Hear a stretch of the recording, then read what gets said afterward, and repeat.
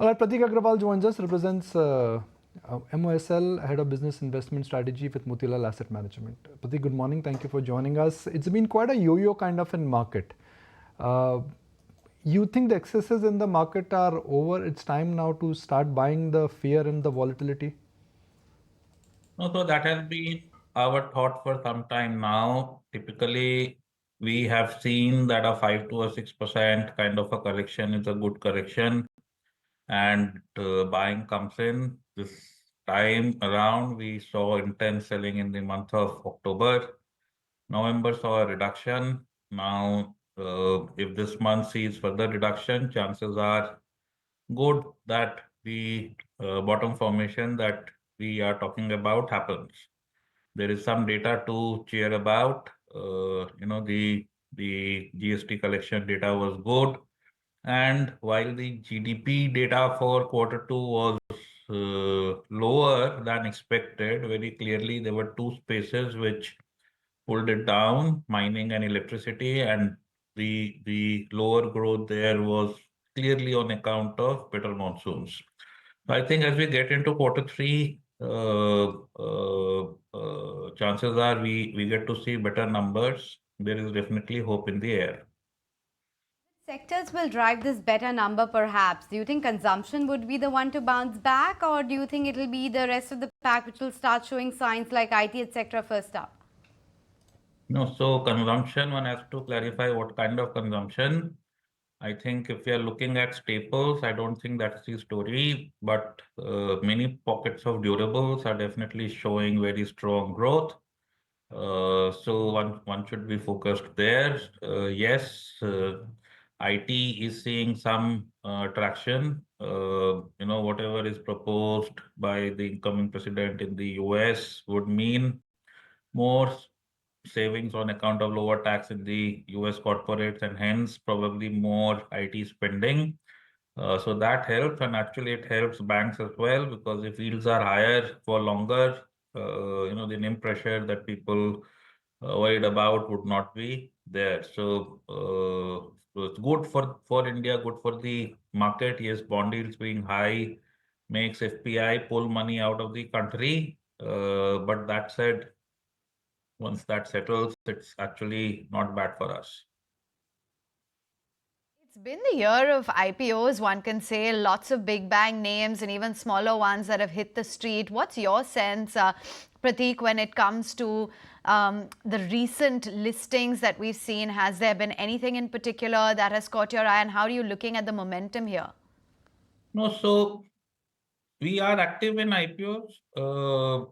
The two, three of our managers are very active in IPOs, but what we are trying to do is to focus attention on category winners, the largest one or two companies in a space, new emergent fast-growing spaces. So there, the chances of going wrong to our mind is lower, because otherwise, when you are getting so many IPOs, even now it is difficult to remember every name which is IPOing. Just imagine what happens after 3 months or 6 months. People will struggle to remember those names, and the stock prices, many of them could be languishing.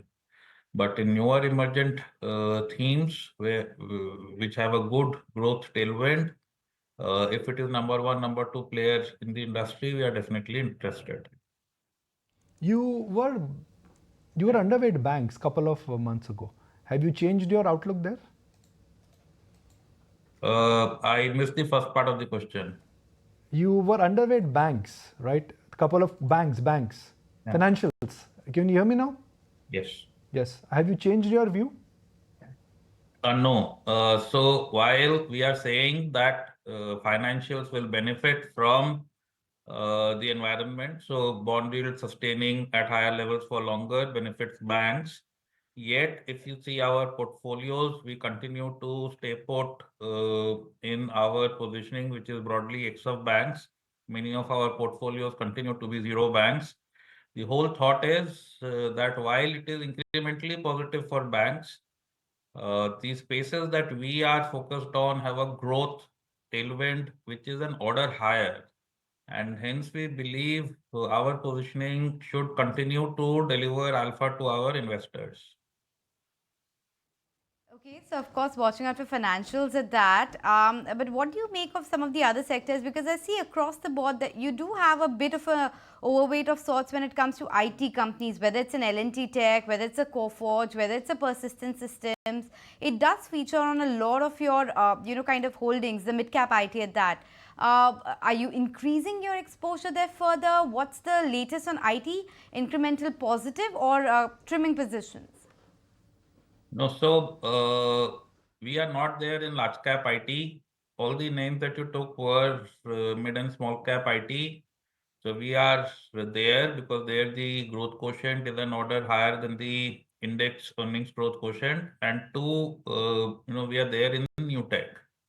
So all of our funds, there would be some sprinkling of newer tech names.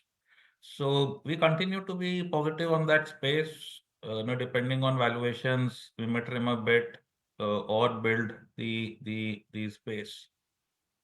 There's an idea of 2-3 trends where you think that, okay, there could be 15-20% volatility, you don't know because of market conditions, technicals, liquidity, but you are reasonably confident of the interplay between value and valuations and growth, which is that these are companies or businesses which you see that for next 3 or 4 years can compound at 15-18% earnings.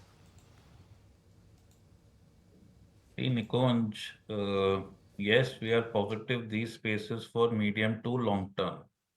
But at the same time, at least I tend to see a long term as built of several shorter terms. And we make one space compete with another space. If we see another space, another stock delivering a much better combo of growth and valuations, we may change. My point is, which are some of the other themes where you think there could be a 15-18% earnings growth and valuations are reasonable? Stocks may go up and down, that's a function of market condition, etc., etc. But as a fund manager, you can only talk about earnings, right? Where you see 3-4 years of superior earnings growth.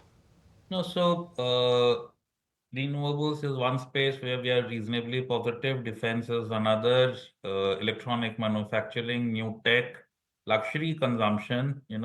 Take whichever cut, be it premium malls, be it jewelry, be it expensive housing.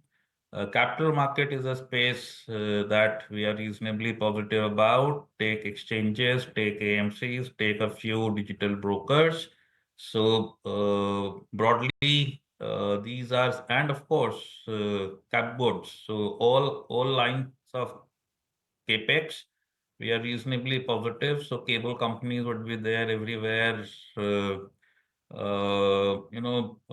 Electrical motors, robotics companies would be there in our fund house. So these are the broad spaces where we think earnings growth will sustain at higher level for a longer period of time, and we are positioned here. Started the word with green and clean, right? I mean, am I right? That means you are bullish on renewables. Yes, we are bullish on renewables. Now, renewable is a very long tail, right? I mean, I can talk about a power transmission. I can talk about a solar company. I can talk about a wind company. What do you like within renewables specifically? Yeah, so at the current juncture, we like many spaces. So if there is a cable company which has products suited for renewables, we like it. We like the wind and solar equipment guys at this juncture. So pretty broad spectrum liking. If there is a transformer guy, we have that as well in the house. And I also wanted to get a sense from you regarding autos, because at least your research team had downgraded autos just a few weeks ago. What are you doing around it? Are you completely exiting the auto, the two-wheeler, four-wheeler category, commercial vehicles? And what about the OEMs there, the manufacturing ones at the smaller parts, etc.? No, so it is not our I know. research that you got to know. It is Institutional Equities, which is a group company, and they are entitled for their views. we are entitled to ours. In our house, we have stayed clear of autos for a very long time. The current autos derive a lot of their valuation from ICE, internal combustion engine, which we believe is a limited period thing to look at. We really believe in transition to electric vehicles, and this transition we believe will not be net value accretive for the auto industry. So broadly speaking, our funds are away from ICE. Yes, in some fund there may be a small exposure, but more on the EV side. You know, you see them as winners in the EV and hence maybe make some money, but otherwise, broadly speaking, we are away. All right, Prateek Agrawal, really appreciate your time. So glad you could join us. If you like this video, then like, share and subscribe to ET Now.